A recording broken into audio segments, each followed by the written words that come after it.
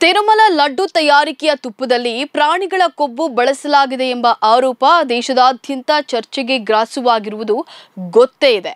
ಕೋಟ್ಯಾಂತರ ಭಕ್ತರ ಭಾವನೆಗಳಿಗೆ ಸಂಬಂಧಿಸಿದ ಈ ವಿಷಯ ಸದ್ಯ ಸುಪ್ರೀಂ ಕೋರ್ಟ್ ಮೆಟ್ಟಿಲೇರಿದೆ. ಸುಪ್ರೀಂ ಕೋರ್ಟ್ ಕೂಡ ಈ ವಿಚಾರದಲ್ಲಿ ಸ್ವತಂತ್ರ ಪೀಠ ರಚನೆಗೆ ಆದೇಶಿಸಿದೆ. ಆದರೆ ದೇಶದಾದ್ಯಂತ ಈ ವಿವಾದ ಚರ್ಚೆ ಆಗ್ತಿರುವ ಹೊತ್ತಿನಲ್ಲಿ ತಿರುಮಲ ಅನ್ನ ಪ್ರಸಾದದಲ್ಲಿ ಜರಿಹುಳ ಕಾಣಿಸಿಕೊಂಡಿರುವ ಸುದ್ದಿ ಸಂಚಲನ ಮೂಡಿಸ್ತಾ ಇದೆ. ತಿರುಮಲದ ಟಿಟಿಡಿ ಮಾಧವ ನಿಲಯಂ ಅನ್ನದಾನ ಕೇಂದ್ರದಲ್ಲಿ ಭಕ್ತರೊಬ್ಬರ ತಟ್ಟೆಯಲ್ಲಿ ಜರಿಹುಳ ಪತ್ತೆಯಾಗಿದೆ ಎಂದು ತಿಳಿದು ಬಂದಿದೆ. ವಾರಂಗಲ್ನ ಕೆಲ ಭಕ್ತರು ಈ ರೀತಿ ಆರೋಪ ಮಾಡುತ್ತಿದ್ದಾರೆ. ಹೌದು, ಶ್ರೀವಾರಿ ಭಕ್ತರಾದ ವಾರಂಗಲ್ನ ಚಂದು ಎಂಬುವರು ಈ ಆರೋಪವನ್ನು ಮಾಡಿದ್ದಾರೆ. ವಾರಂಗಲ್ನಿಂದ ಕೆಲವು ಭಕ್ತರು ಶ್ರೀವಾರಿಯ ದರ್ಶನಕ್ಕಾಗಿ ಶನಿವಾರ ತಿರುಮಲಕ್ಕೆ ಆಗಮಿಸಿದ್ರು.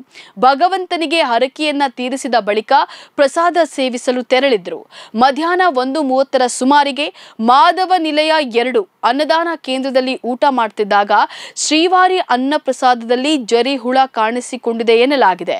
ಟಿಟಿಡಿ ಸಿಬ್ಬಂದಿ ಬಡಿಸಿದ ಮೊಸರಿನಲ್ಲಿ ಜರಿಹುಳ ಕಾಣಿಸಿಕೊಂಡಿದ್ದು, ಇದಕ್ಕೆ ಸಂಬಂಧಿಸಿದ ವಿಡಿಯೋ ಕೂಡ ರೆಕಾರ್ಡ್ ಮಾಡಿದ್ದಾರೆ ಭಕ್ತರು.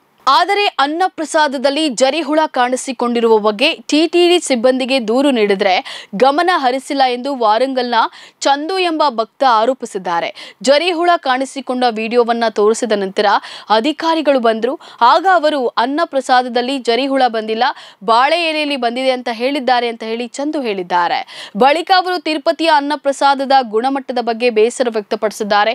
ಸರ್ಕಾರ ವ್ಯವಸ್ಥೆ ಬದಲಾದರೂ ತಿರುಮಲದ ಪರಿಸ್ಥಿತಿ ಬದಲಾಗಿದೆಯೇ ಎಂದು ಭಕ್ತರು ಪ್ರಶ್ನಿಸಿದ್ದಾರೆ. ಇನ್ನು ಜರಿಹುಳ ಬಗ್ಗೆ ಕೇಳಿದಾಗ ಅಲ್ಲಿನ ಸಿಬ್ಬಂದಿಗಳು ಬಿಟ್ಟು ಬಿಡಿ ಅಂದ್ರೆ ಹೊರತು ಮತ್ತೆ ಗಮನ ಹರಿಸಲಿಲ್ಲ ಅಂತ ಹೇಳಿ ಆರೋಪಿಸಿದ್ದಾರೆ. ಹೀಗಾಗಿ ಸರ್ಕಾರ ಮತ್ತು ಟಿಟಿಡಿ ಈ ಬಗ್ಗೆ ಕ್ರಮ ಕೈಗೊಳ್ಳಬೇಕು ಎಂದು ಭಕ್ತರು ಆಗ್ರಹಿಸಿದ್ದಾರೆ. ಬಳಿಕ ಅವರು ಈ ವಿಡಿಯೋವನ್ನ ಮಾಧ್ಯಮ ಪ್ರತಿನಿಧಿಗಳೊಂದಿಗೆ ಹಂಚಿಕೊಂಡಿದ್ದಾರೆ.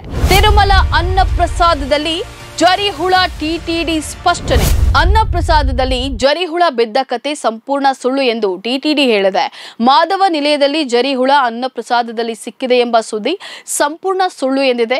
ಶ್ರೀವಾರಿಯ ದರ್ಶನಕ್ಕೆ ಬರುವ ಸಾವಿರಾರು ಭಕ್ತರಿಗೆ ಅನ್ನ ಪ್ರಸಾದವನ್ನ ಹೆಚ್ಚಿನ ಪ್ರಮಾಣದಲ್ಲಿ ತಯಾರಿಸಿ ಕೊಡುತ್ತೇವೆ. ಅನ್ನಕ್ಕೆ ಮೊಸರು ಹಾಕಬೇಕೆಂದ್ರೆ ಮೊದಲು ಕಾಯಿಸಿದ ಅನ್ನವನ್ನ ಬಳಸಿ ನಂತರ ಅನ್ನದ ಮಧ್ಯೆ ಮೊಸರು ಬಡಿಸ್ತೇವೆ. ಹೀಗಿರುವಾಗ ಜರಿ ಹಾಗೆ ಇರಲು ಹೇಗೆ ಸಾಧ್ಯ ಅಂತ ಹೇಳಿ ಟಿಟಿಡಿ ಪ್ರಶ್ನಿಸಿದೆ. ಇದೆಲ್ಲವೂ ಉದ್ದೇಶಪೂರ್ವಕವಾಗಿ ನಡೆದಿದೆ ಎಂಬ ಭಾವನೆ ಮೂಡುತ್ತಿದೆ ಅಂತ ಹೇಳಿ ಟಿಟಿಡಿ ಪ್ರಕಟಣೆಯಲ್ಲಿ ಸ್ಪಷ್ಟಪಡಿಸಿದೆ.